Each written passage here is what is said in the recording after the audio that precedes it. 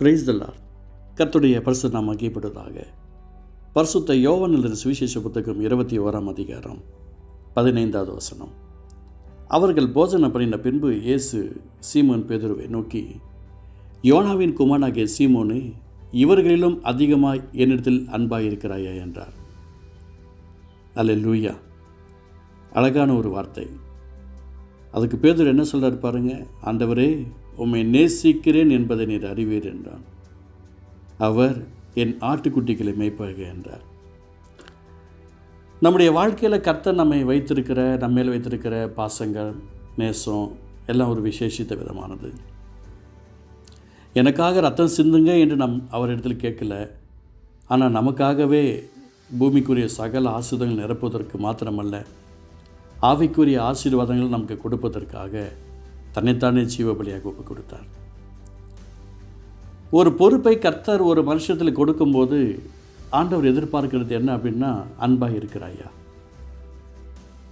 ஒரு வேலைக்காக ஒருவர் போய் இன்டர்வியூவில் போய் உட்காரும்போது அவங்களுடைய குவாலிஃபிகேஷன் எல்லாம் பார்க்குறாங்க. அந்த பேப்பர்ஸில் இருக்கிறது எல்லாமே குவாலிஃபைடு அப்படின்னு சொல்கிறாங்க. அதுக்கப்புறம் வாய்மொழியை அவங்கள்ட்ட கேட்குறாங்க, நீங்கள் இந்த கம்பெனிக்கு விசுவாசமாக இருப்பீங்களா, கண்டினியூ இங்கே வேலை செய்வீங்களா, இல்லை வேறு ஜாப் கிடச்சுன்னு போயிடுவீங்களா அப்படின்லாம் கேட்பாங்க. அப்பொழுது தான் அவங்களுக்கு அந்த கம்பெனியில் ஒரு அப்பாயின்மெண்ட் ஆர்டர் கிடைக்கும். அதுக்கப்புறம் அதன் மூலமாக ஒரு பெரிய காரியங்களை அவங்களுடைய வாழ்க்கையில் அவங்களுடைய தேவைகளில் அவர்கள் சந்திப்பதற்கு ஏதுவாக அமையும். கொஞ்சம் யோசித்து பாருங்கள். உலகத்தில் இருக்கிற ஒரு வேலைக்கே இவ்வளோ பெரிய காரியங்கள். உன்னதமானவர் ஒரு மனுஷனிடத்தில் அவருடைய பொறுப்புகளை கொடுக்கும்போது அவரை நாம் எந்த அளவுக்கு நேசிக்கிறோமோ அந்த அளவிற்கு நம்முடைய வாழ்க்கையின் ஆசீர்வாதங்கள் விருத்தி அடையும். என்னுடைய வாழ்க்கையில் ஒன்றுமே இல்லை என்று சொல்லுவதற்கு ஏராளமான பேர் இருக்கிறார்கள். எனக்கு உதவி செய்ய ஒருவருமே இல்லை என்று சொல்லுவதற்கும் ஏராளமான பேர் இருக்கிறார்கள். எனக்கு யார் அற்புதம் செய்வார்கள், யார் எனக்கு உதவி செய்வார்கள் என்று கலங்கி கொண்டிருக்கிறவர்கள் ஏராளமான பேர் இருக்கிறார்கள். ஆனால் ஆண்டவர் நம்மிடத்தில் என்ன எதிர்பார்க்கிறார்? நாம் அவரிடத்தில் கொடுப்பது ஒன்றே ஒன்று தான். நம்முடைய உள்ளத்தை கொடுப்போம், உடலை கொடுப்போம், நம்முடைய குடும்பமெல்லாம் உற்சாகமாக இருக்கும். யோனாவின் குமாரனாகிய சீமோனே, இவர்களிலும் அதிகமாக இடத்தில் அன்பாக இருக்கிறாயா என்றார். அதற்கு பேதுரு சொல்லுகிறார், ஆம் ஆண்டவரே, உம்மை நேசிக்கிறேன் என்பதை நீர் அறிவீர்.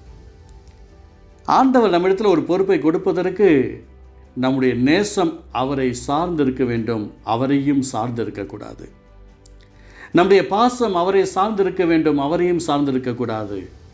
நம்முடைய ஏக்கம் அவரை சார்ந்திருக்க வேண்டும், அவரையும் சார்ந்திருக்கக்கூடாது. அவரை மட்டும்தான் சார்ந்திருக்க வேண்டும். ஆண்டவர் நம்மிடத்தில் அதுதான் எதிர்பார்க்கிறார்.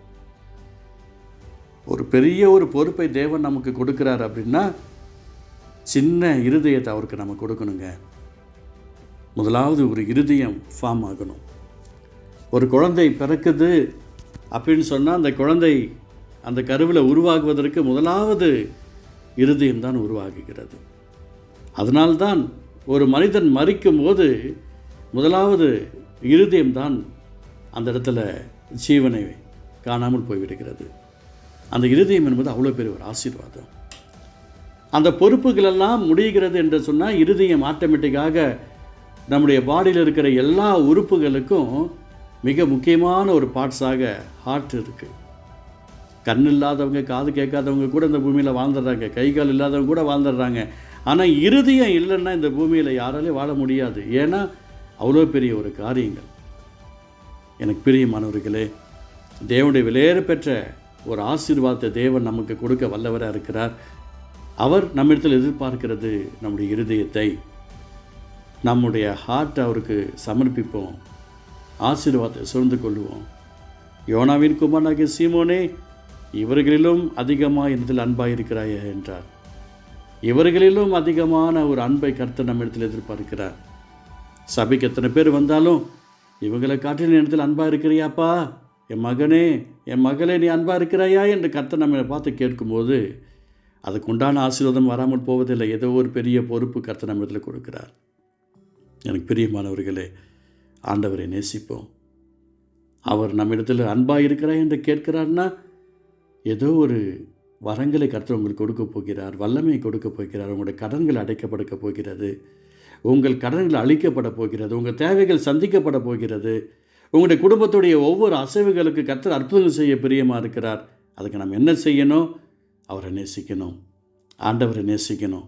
ஆண்டவரை நேசிக்கிற நேசம் நம்முடைய ஹார்ட்டில் வந்துச்சுனாலே ஆட்டோமேட்டிக்காக ஒரு ஆசீர்வாதக்கூடிய ஒரு ரெக்கமெண்டேஷன் தேவன் நம்மிடத்தில் தந்து விடுவார்.